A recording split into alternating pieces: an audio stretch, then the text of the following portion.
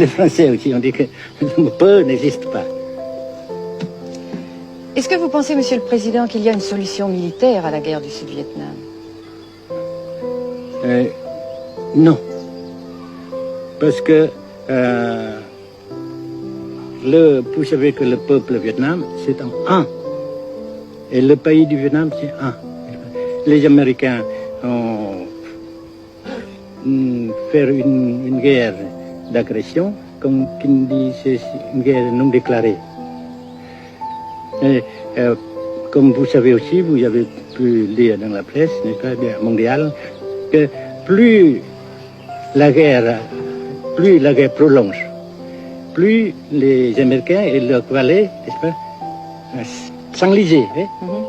Et plus ils supportent des échecs, comme vous savez récemment, n'est-ce pas. Par conséquent, la guerre ne peut pas durer éternellement. Et je suis très heureux que les politiciens haut placés français ont reconnu cela. Monsieur le Président, nous avons constaté avec chagrin qu'au cours de notre voyage au Nord-Vietnam, que l'influence française était devenue à peu près inexistante dans votre pays. Les moins de 25 ans ne comprennent plus du tout le français.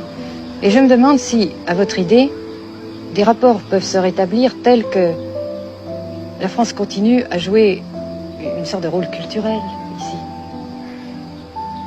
Avec la France surtout et avec tous les autres pays. Nous voulons avoir une coopération amicale, culturelle, économique, etc.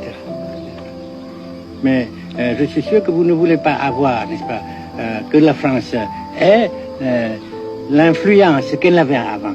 C'est une autre chose. Naturellement, c'est une autre époque. Mais coopération culturelle, économique, qu'est-ce qu'il y a encore, sportive par exemple, oui. etc., etc., nous le dirons.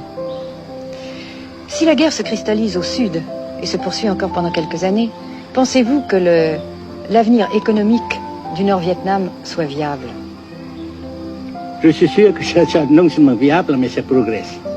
Parce que vous avez vu vous-même, vous avez constaté vous-même qu'ici, nous travaillons beaucoup, notre peuple travaille beaucoup, avec abnégation, n'est-ce pas, et avec dévouement, avec enthousiasme.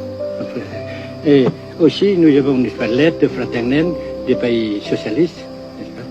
Mais certains ont l'impression chez nous, Monsieur le Président, que le Nord-Vietnam se trouve actuellement assez isolé, asphyxié même, et que politiquement, il pourra difficilement éviter de devenir